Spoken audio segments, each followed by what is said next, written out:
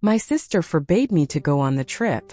I paid for the family, so I canceled her ticket, and we went on holiday without her. I am 29 years old and come from a relatively close-knit family. We are 3 siblings, myself, my younger brother, 26, and my younger sister, Bonnie, 24. Bonnie, 24. I have a good relationship with my brother, but I've always had a bit of a complicated relationship with Bonnie. It's not that we don't get along, but she has always been a bit demanding. When we were kids, our parents tended to favor her a little bit, because she was the youngest in the family. Although I tried to let it go, there were times when her behavior really tried my patience. My parents spoiled her a lot. This was not a problem while we were growing up. I just ignored her most of the time. But when we grew up and she started demanding more, things started to change. This year I got a good bonus at work.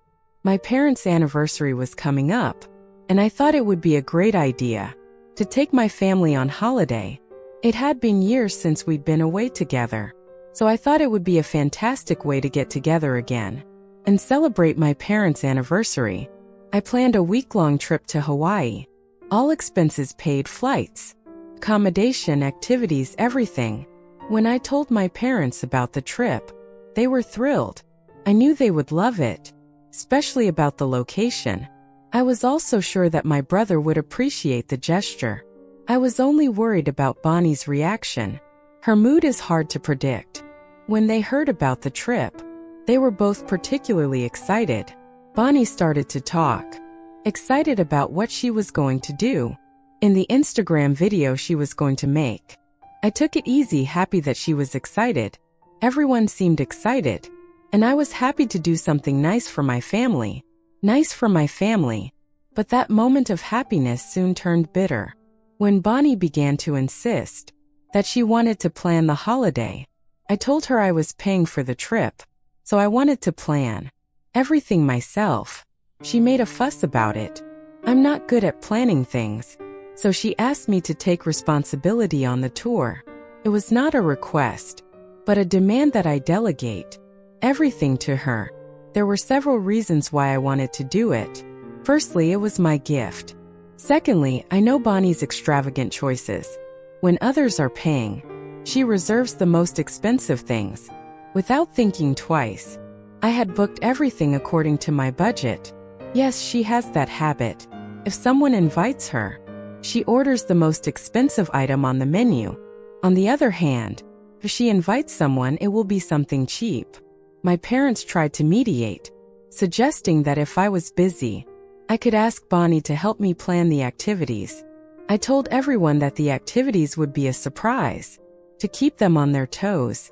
Bonnie insisted on knowing them in advance, go shopping and choose appropriate outfits for the activities. I assured her that this was not necessary, but she kept insisting. The way she tried to control me was so exhausting. I gave her the itinerary of the trip and asked her to leave me alone. Immediately she called me, angrily, and pointed out some things that needed to be changed to make everyone feel comfortable. Her suggestions sounded legitimate, so I changed the schedule according to her. This fueled her ego. She said something like, "That's why I wanted to plan it, attention to detail." See, that made me wonder. If there was the slightest problem with the trip, Bonnie would come after me with her sarcastic comments, so it was better to let her take over. That's why I accessed my account to make any changes. I told her not to make any major changes to the itinerary, and not to add or remove any activities. She could only move them with my approval. She agreed and immediately announced to the family group that she had taken over the planning of the trip and had made some changes.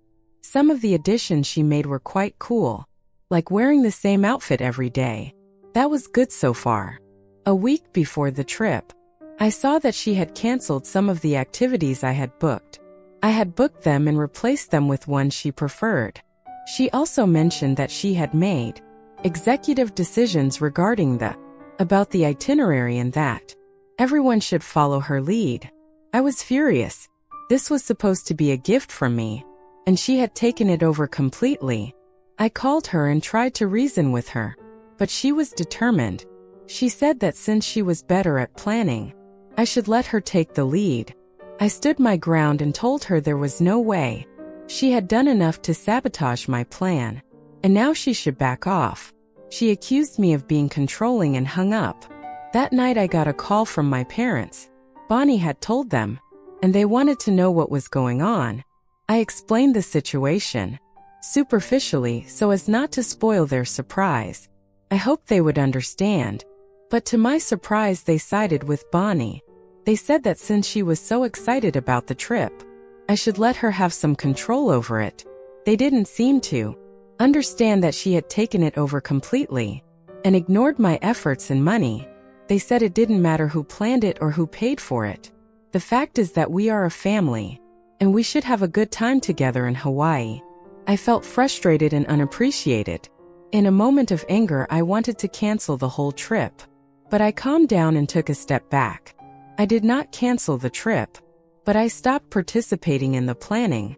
I thought if Bonnie wanted to be in charge so much, then she would be in charge. I could sit back and enjoy it, even if it wasn't the trip I had in mind. However, things took a turn for the worse. 2 days ago, as we were preparing to leave tomorrow, I received a message that my tickets had been successfully canceled. I thought, what the hell? I immediately called the travel agency and found out they had been canceled from my account, so there was nothing they could do about it. No surprise, it was Bonnie. I called her angrily, and she acted as if nothing had happened. I screamed, how dare you cancel my tickets? She laughed and said, oh yes, I did, isn't that funny? I lost my temper and shouted, would you mind explaining?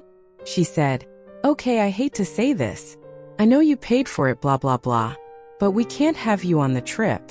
You're too controlling, and your negative attitude would ruin the holiday for everyone. I've discussed it with everyone, and the family has agreed to leave you out. You are not worth ruining our holiday. I couldn't believe what I was hearing. The trip I had paid for and planned was now going to happen without me. My sister. Somehow she had convinced everyone that I was the problem. Everyone had agreed to go ahead with it. At that moment, something inside me broke. I wasn't going to let her ride roughshod over me. I logged into my account and canceled her ticket. Then I rebooked it in my name and changed the password on the account so that she could not access it or make changes to the itinerary. I sent a message to the family group about how Bonnie had decided that I was not welcome on the trip. I paid for her ticket and canceled it. If any of you would like to stay with her, I will be happy to cancel your tickets as well. The reaction was immediate. My brother called me immediately and said he had no idea about Bonnie's moves. I told him about the fight I had with her, and he confirmed that she was making it up. He assured me that he had never agreed to abandon me, and I was pretty sure that our parents would never forbid me from going on the trip I had paid for. It was a relief to learn that at least he was not in favor of Bonnie's actions. While I was still talking to him, my parents called me. They were furious because I had canceled Bonnie's ticket. I was accused of being mean and vindictive, but I stood my ground. I explained that I had planned and paid for the trip as a gift for the family, and if they didn't want me there, then I would be better off traveling alone. But I didn't want to give it away as a charity and sacrifice myself. They confirmed that Bonnie had never asked Bonnie to cancel my tickets, but they were not happy for me to cancel hers either. They wanted us all to go on this trip together. I told them I wouldn't allow them to dictate the terms of my trip. Bonnie was furious, of course. She sent me a barrage of angry messages calling me names. I passed the messages on to my parents to show them what their daughter was doing. My dad called me and offered to mediate. Between us, he said he would get Bonnie on the phone and that she would apologize to me and that I would book her tickets so we could go on holiday together. I wanted to refuse this request, but part of me knew Bonnie would never apologize, so I just accepted my father's proposal. He put Bonnie on the phone. She was too angry to realize it was a conference call.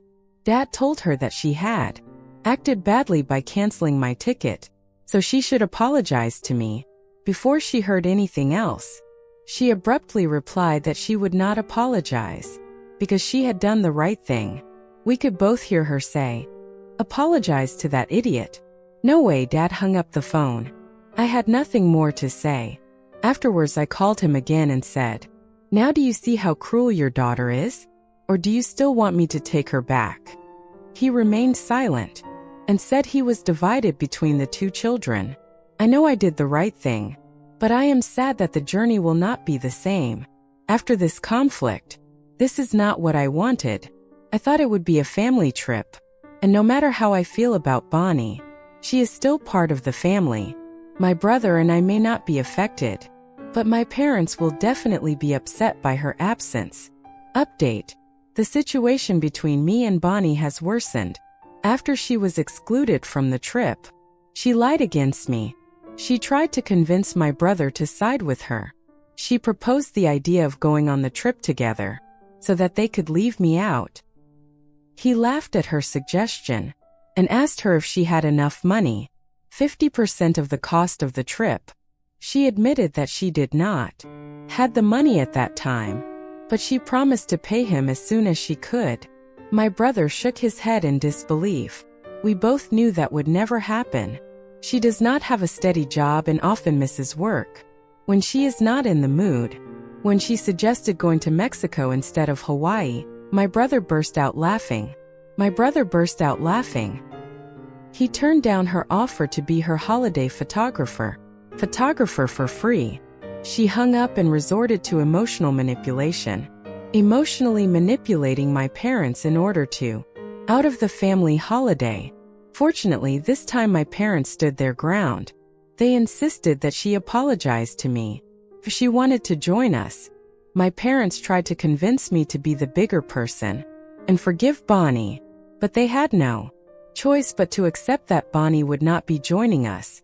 As I boarded the plane, there was tension in the air, and I could see the disappointment in my parents' eyes. When we arrived in Hawaii, I took control of the planning and made sure we had a private lounge snow adventure, which even included a helicopter tour of the island. Despite the initial discomfort, we started to relax and enjoy ourselves. Gradually, my parents began to accept that this was still a family holiday, albeit without Bonnie. Throughout the week, I received sporadic messages filled with Bonnie's anger. Her texts were full of accusations. Even my parents were beginning to see it, that her behavior was problematic. We returned from the trip with fresh memories and amazing experiences. Hawaii had a way of releasing the tension. Although my parents were disappointed that Bonnie wasn't there, they appreciated the effort that had been put into making the trip memorable. To make the trip memorable, Bonnie blocked me on social media and was furious at her parents for choosing me over her. She expressed a desire to cut them off, but she could not because she was living in their house. She called my brother a profiteer for supporting me and expressed that she never wanted to see me again. It was painful, but I knew I had done what I had to do. I don't regret defending myself and setting boundaries, but I wish things had gone differently. Maybe they will. One day Bonnie will realize she was on the wrong side, and we can mend our relationship. Until then, I will cling to the memories of this incredible journey. Update: things have gotten worse again. It's been a while since these events, but I finally found the time to update. After returning from the trip, I went back to work and had to work overtime to make up for my absence. I didn't speak to my parents about Bonnie, but I knew she must have been throwing tantrums at them for enjoying the trip without her. To make them feel worse, my brother and I bombarded social media with family photos. It was quite funny. Almost 3 months later, I was visiting my parents and noticed that Bonnie's room was empty. I asked them about her and found out that they had finally made her leave. Well, not exactly, but she had been asked to leave. Her life and career were not taken seriously. She lacked the motivation to work, without a valid reason. As she had no responsibility for rent or food, she was not taking things seriously. A year ago, my parents asked her to pay rent to live in their house. First, she got angry and called them wicked and greedy. When my father threatened to evict her, she agreed to pay the rent. But in 1 year, she could only pay for 3 months. Every month she found a new excuse not to pay. As expected, after my parents returned from a trip, she exploded. They tried to calm her down and even bought her presents, but she threw them in their faces. Finally, Dad had had enough of her superior attitude. He told her to pack her bags and he would drop her. Her behavior changed immediately. She started to sob. She hugged Mom and said she was acting like this because she missed her and was hurt that we had left her alone. Mom replied that she had herself and that she had no intention of intended to leave her alone. Her narcissistic behavior forced her to make this decision. She pretended to cry. She promised to pay the rent every month. However, my parents had already given her enough time to change, but she remained the same narcissistic person. This time, they did not give in to her manipulations and took her out of the house. Out of the house, Dad found a small flat for her. He even paid 2 months' rent. I didn't like it. She had everything handed to her on a platter, but it was better than letting her live in our house for free. Although they were still concerned about her welfare, taking her out was the best way to make her more independent. What they didn't know was that she was a hard nut to crack. Mom called me a week ago and gave me the latest news on Bonnie. Dad had paid 2 months' rent for her. When he left, Mom gave her ready-made meals and snacks. That lasted about a week. After that, she started coming to my parents' house. She would stay until dinner time. Mom had to offer her food, and she even started staying over occasionally. First, they tolerated it because they thought she was homesick. But after some time of this behavior, they decided to confront her. Bonnie confessed that she had stopped paying the rent. She had been hiding from them. She had not paid any rent for the 2 months she had lived in the flat. It was all Dad's money. When Mom asked her what she had done with her wages, she said she had bought shoes for work. Mom offered to lend her money to pay the rent, but she refused. She insisted on returning home.